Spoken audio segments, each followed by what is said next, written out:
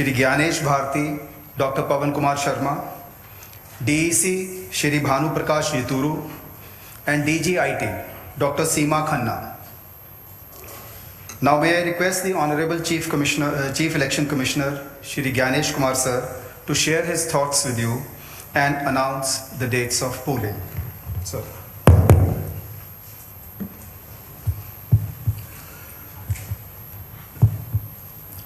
My dear electors of Assam, Kerala, Puducherry, Tamil Nadu and West Bengal,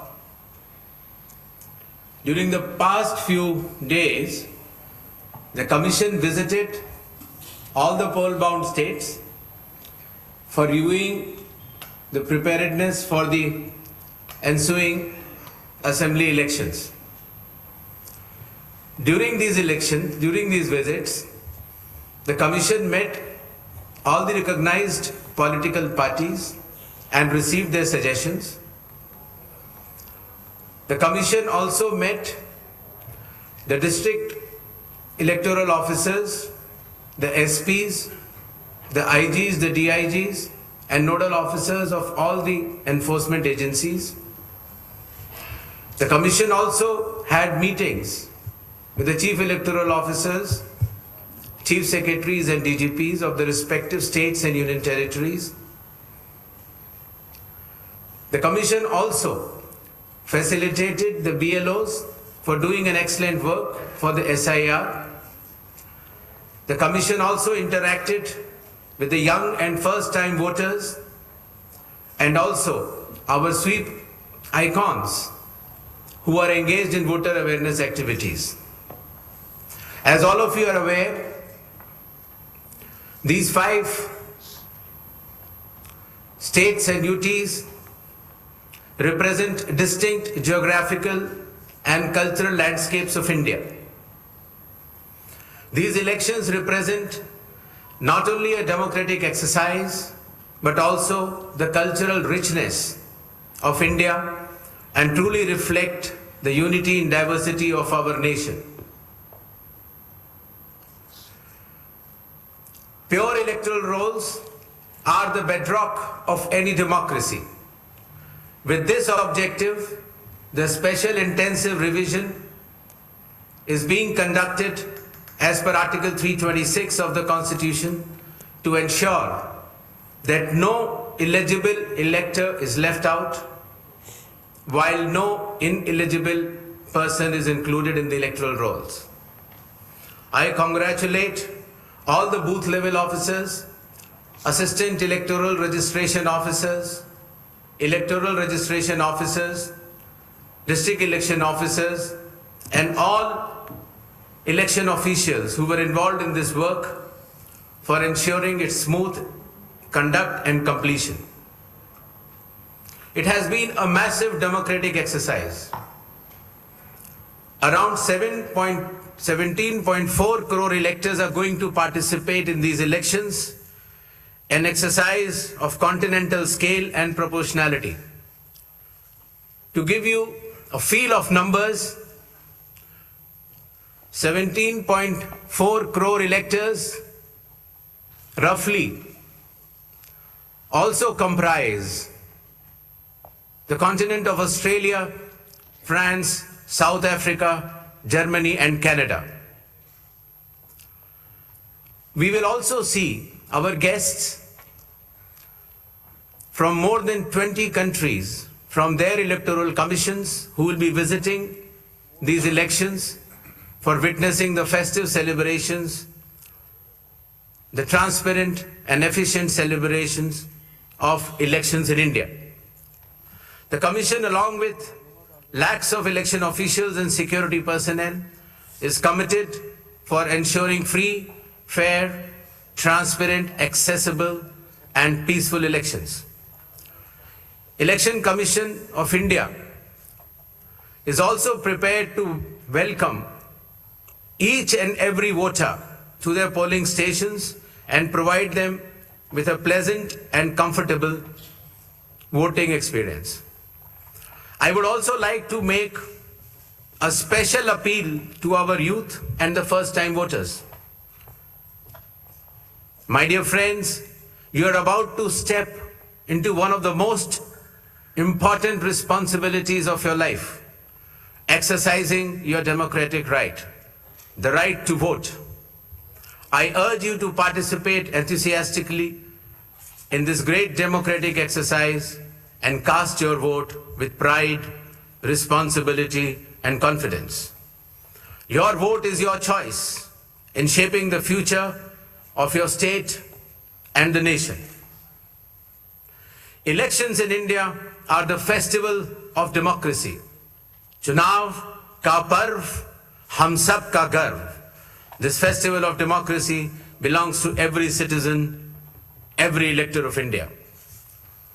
Before announcing the schedule of elections, I would like to present before you a brief PPT which will entail the details of these coming elections. The festival of elections, our pride, is going to be held in the state of Assam, Kerala, Tamil Nadu, West Bengal, and the Union Territory of Puducherry. The total electors are 17.4 crores and the assembly constituencies are 824. The number of polling stations is roughly 2.19 lakhs and the electoral machinery would consist of roughly 25 lakh personnel. To give you an overview, the end of term of Assam Assembly is on 20th of May, Kerala 23rd of May, Puducherry 15th of June, Tamil Nadu 10th of May, and West Bengal 7th of May. To give you a little overview of the electors, Assam, as per the final list, would be roughly 2.5 crores, Kerala 2.7 crores, Puducherry 9.44 lakhs, Tamil Nadu 5.67 crores, and West Bengal, the final list on 20th February comprises of 6.44 crores, and the learned judges, after their adjudication, whatever supplementary list comes, they shall be added. To give you a feel of the category of our electors, we have more than 100 years of age centenarians in Assam, Kerala, even Puducherry, Tamil Nadu and West Bengal. The 85 plus years of age electors are also good in number.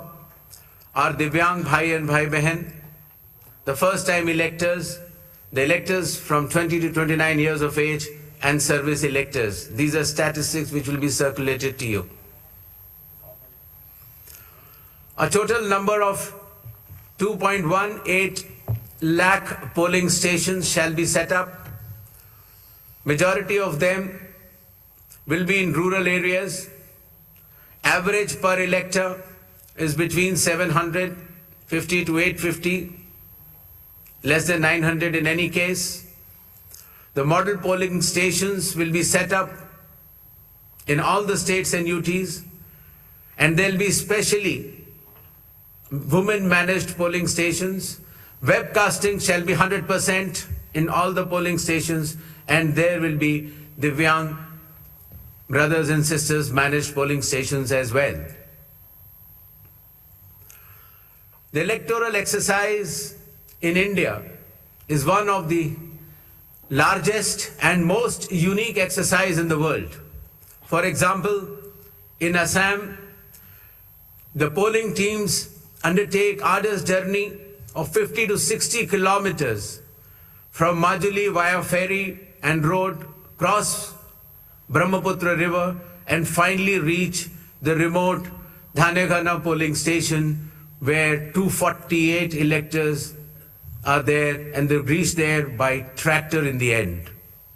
Similarly, in Kerala, Edamalgudi has around 693 electors, a tribal area of Idukki district, where the polling officials reach by completing 30 kilometers of journey through rugged off-road terrain by specified vehicles and followed by 8-kilometer trek by foot.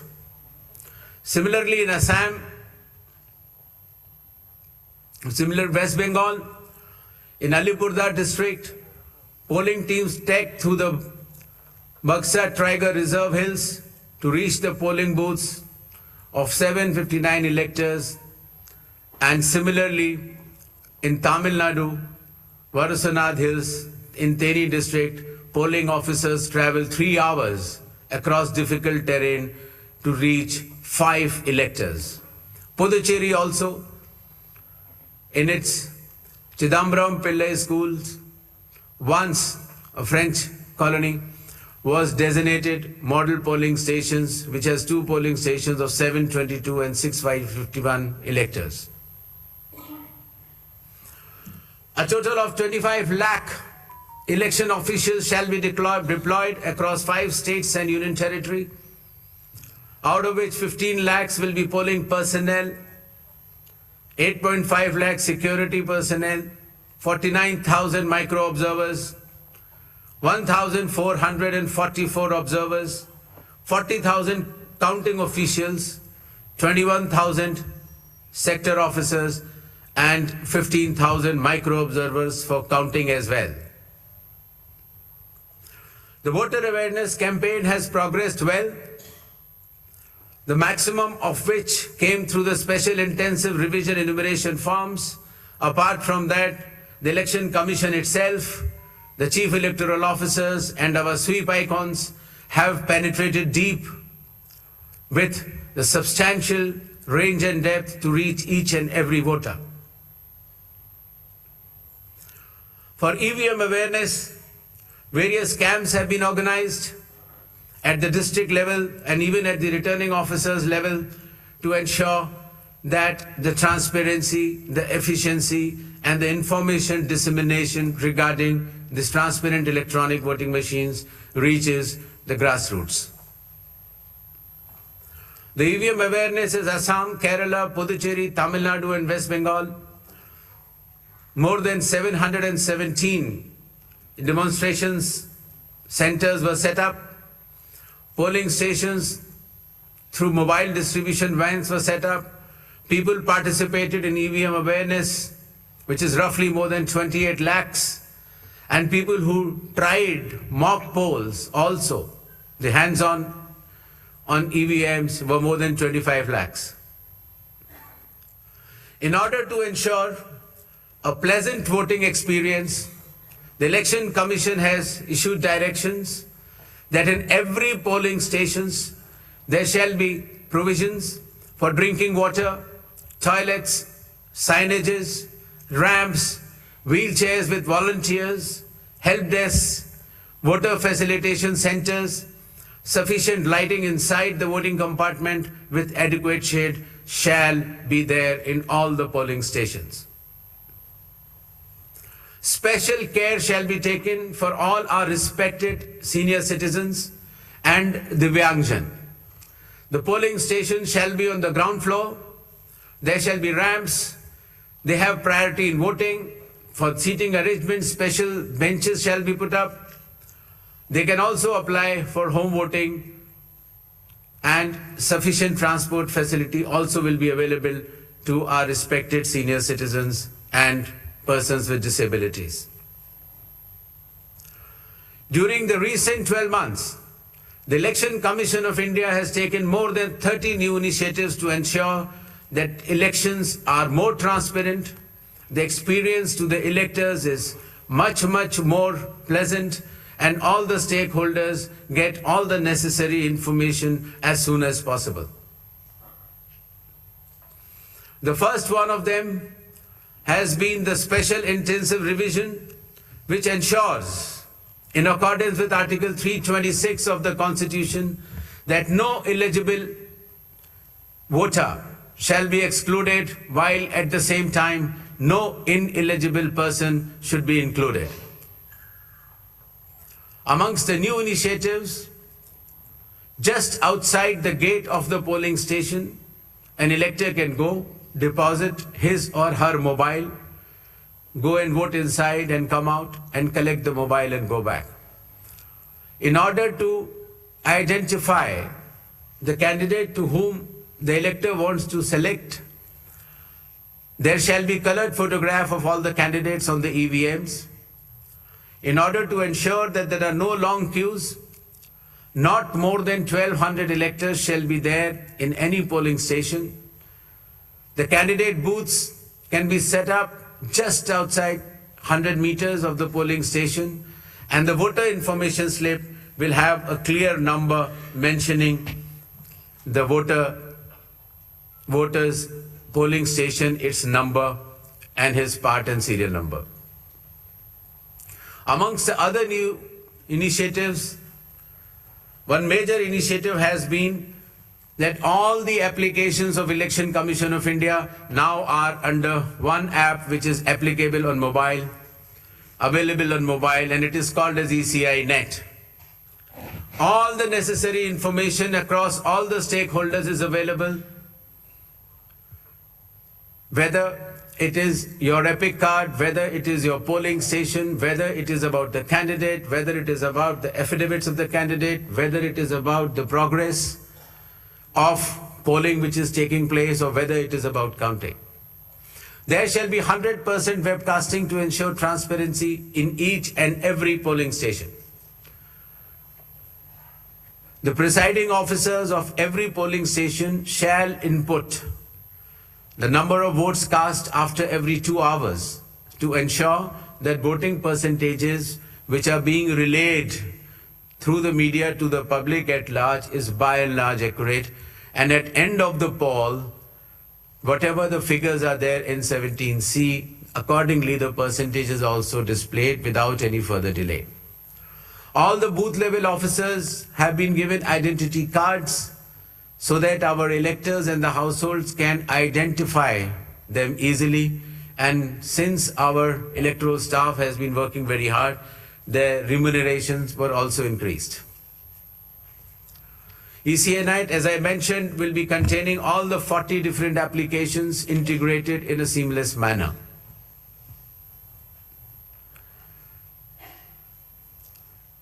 In another initiative to enhance transparency, the postal ballots will be counted 2 rounds before the EVMs. Similarly, all the statistics relating to the elections shall be available through ECI Net itself within 72 hours of counting being over. In case of any difference because of typographical errors between 17C, which is given at the polling stations, to all the polling agents who are present, and the EVM count, if there is a difference, the VVPATs of that EVM shall mandatorily be counted.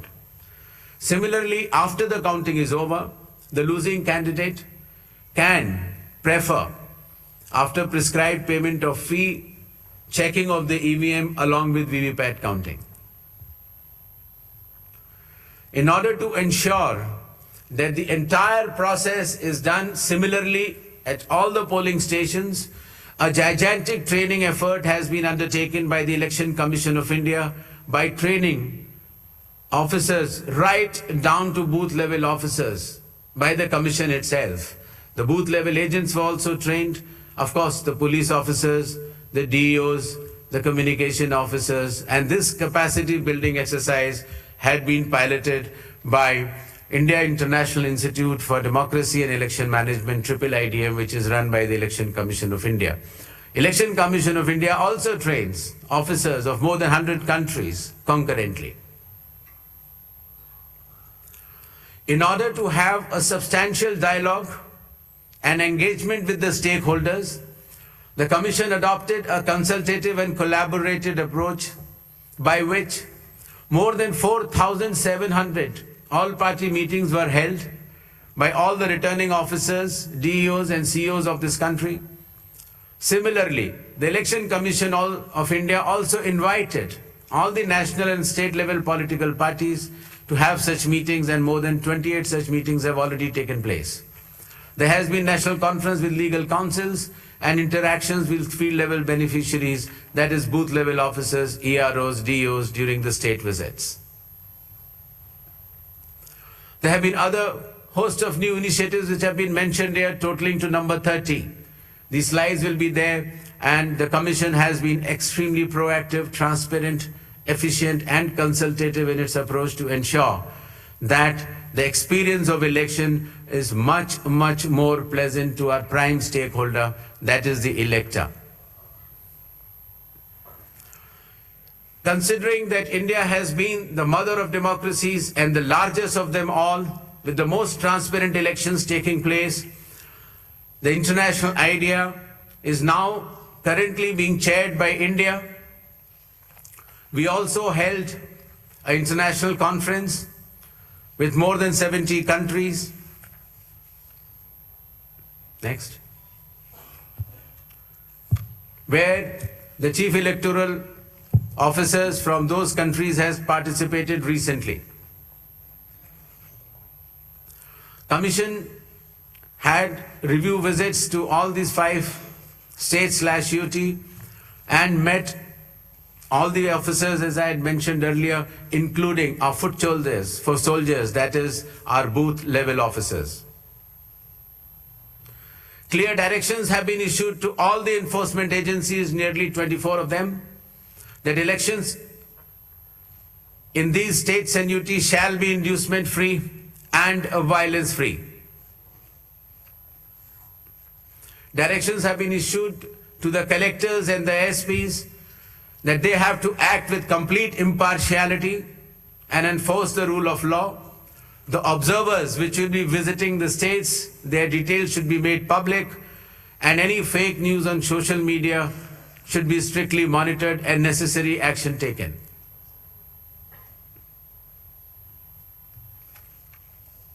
Shall we move to the poll shilling announcements now?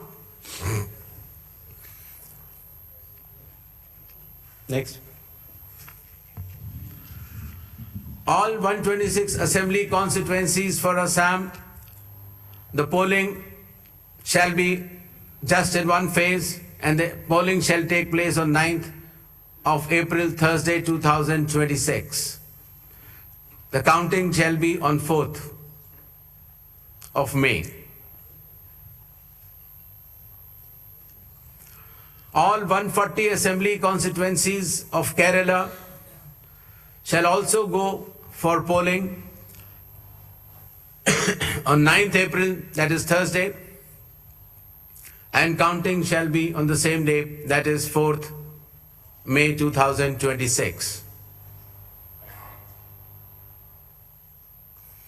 Puducherry also will go along with Assam and Kerala. The date of poll is 9th April and the counting will be 4th of May. Tamil Nadu.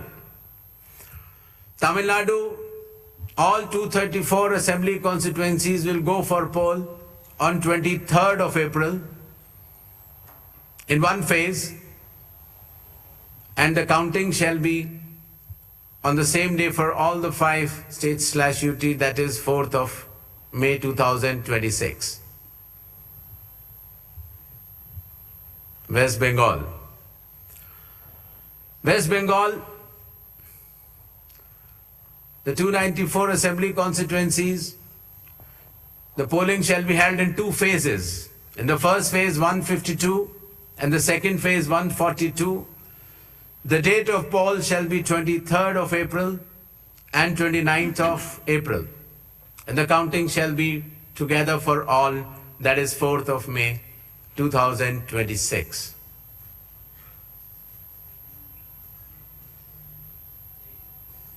There will be 8 by-elections also, that is Goa, Gujarat, Karnataka, Maharashtra, Nagaland and Tripura. The name of the constituencies are mentioned here and the reasons which will be circulated to you. And the schedule would be that the assembly constituencies for Goa, Karnataka, Nagaland and Tripura will be held, the polling will be held on 9th of April, and for the assembly constituencies of Gujarat and Maharashtra on 23rd. The counting shall be on 4th of May for all the cases. Thank you.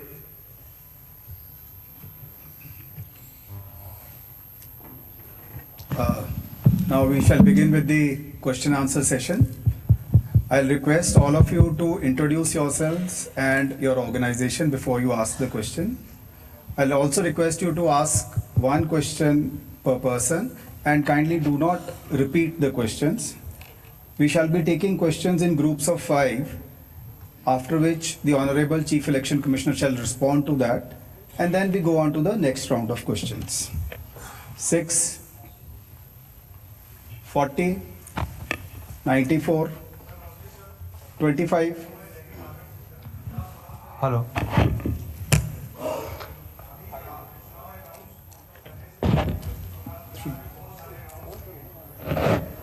3. കേരളത്തിലെ വോട്ടെടുപ്പ് ഒറ്റഘട്ടമായിട്ടായിരിക്കും നടക്കുക.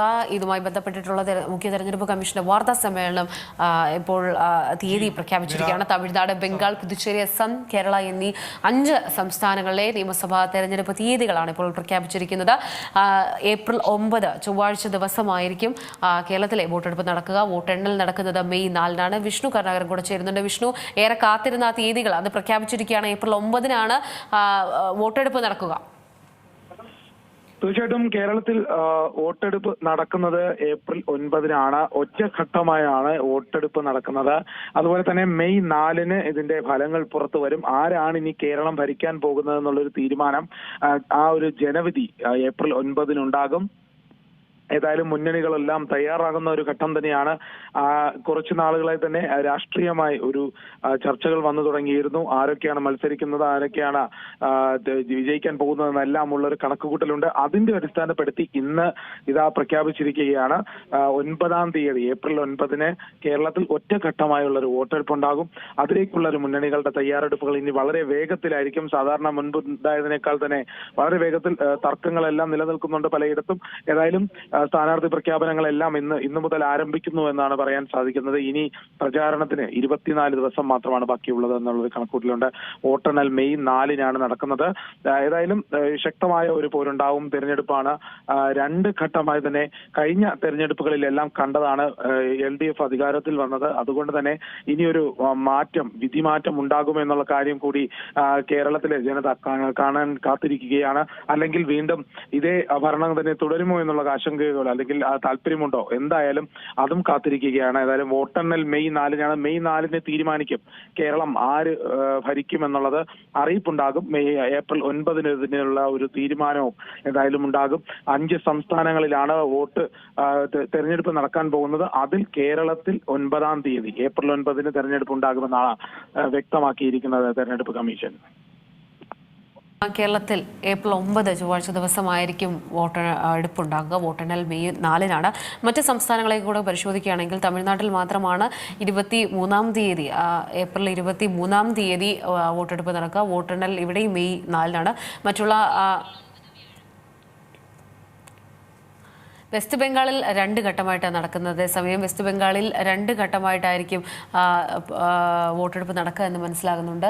മറ്റിടത്തൊക്കെ തന്നെയും ഒറ്റ ഘട്ടമായിട്ടാണ് വോട്ടെടുപ്പ് നടക്കുക. തമിഴ്നാട്, ബംഗാൾ, പുതുച്ചേരി, അസം, കേരള മുതലായ 5 സംസ്ഥാനങ്ങളിലെ നിയമസഭാ തെരഞ്ഞെടുപ്പ് തീയതികളാണ് ഇപ്പോൾ മുഖ്യ തെരഞ്ഞെടുപ്പ് കമ്മീഷൻ പ്രഖ്യാപിച്ചിരിക്കുന്നത്. കേരളത്തിൻ്റെ കുറിച്ച് പറയുകയാണെങ്കിൽ 30,471 പോളിംഗ് സ്റ്റേഷനുകളാണുള്ളത്. ഇവിടെയായി 4.24 ലക്ഷം പുതിയ വോട്ടർമാർ, 2.7 കോടി വോട്ടർമാരാണ് ഉള്ളത്. ഇതിൽ പുതിയ വോട്ടർമാർ 4.24 ഏതായാലും ആ കാത്തിരുന്ന തീയതി അത് പുറത്തു വന്നിരിക്കുകയാണ്. ഏപ്രിൽ 9-ാം തീയതിയാണ് ഉണ്ടാകുക. വോട്ടെണ്ണൽ നടക്കുക മെയ് 4-ാം തീയതിയാണ്. ഇനിയാണ് പ്രഖ്യാപനങ്ങൾ ഉണ്ടാകേണ്ടത്. സ്ഥാനാർത്ഥി പ്രഖ്യാപനം CPM ഉടൻ തന്നെ നടത്തുമെന്നാണ് പറഞ്ഞത്. അതിൻ്റെ ഒരു കാര്യങ്ങളൊക്കെ ഇനി അറിയേണ്ടതായിട്ടുണ്ട്. ഏതായാലും ഈ തീയതി ഒന്ന് അറിഞ്ഞാൽ മാത്രം മതി, ഉടൻ തന്നെ പ്രഖ്യാപിക്കുമെന്നായിരുന്നു ഇതുമായി ബന്ധപ്പെട്ട പാർട്ടി സെക്രട്ടറി അടക്കം അറിയിച്ചിരിക്കുന്നത്. ഏതായാലും അതിൻ്റെ ഒരു കാത്തിരിപ്പിലാണ്. ഇനി എപ്പോഴായിരിക്കും സ്ഥാനാർത്ഥി പ്രഖ്യാപനം ഉണ്ടാകുക എന്ന് എല്ലാവരും ഉറ്റുനോക്കുകയാണ്. മറ്റ് കാര്യങ്ങളൊക്കെ പറയുമ്പോൾ ഏകദേശം 100 വയസ്സിന് മുകളിലുള്ള വോട്ടർമാരുടെ കണക്കെടുക്കുമ്പോൾ 1571 വോട്ടർമാരാണ് ഇതിൽ ഉൾപ്പെടുന്നത്. ഏതായാലും ആ തീയതികൾ പുറത്തു വന്നിരിക്കുകയാണ്. ഏപ്രിൽ 9-ാം തീയതിയാണ് വിധി ദിനം ഉണ്ടാകുക. ഏതായാലും നിയമസഭാ തെരഞ്ഞെടുപ്പുമായി ബന്ധപ്പെട്ട് കേരളത്തിലെ തീയതികൾ പുറത്തു വന്നിരിക്കുകയാണ്. കേരളത്തിൽ ഏപ്രിൽ 9-ാം തീയതി വോട്ടെടുപ്പ് ആകുമ്പോൾ മെയ് 4-ാം തീയതിയാണ് വോട്ടെണ്ണൽ. മറ്റ് തമിഴ്നാടും ബംഗാൾ, പുതുച്ചേരി, അസം അടക്കമുള്ള സംസ്ഥാനങ്ങളിലും സമാന രീതിയിൽ മെയ് 4-ാം തീയതിയാണ് വോട്ടെണ്ണൽ നടക്കുക.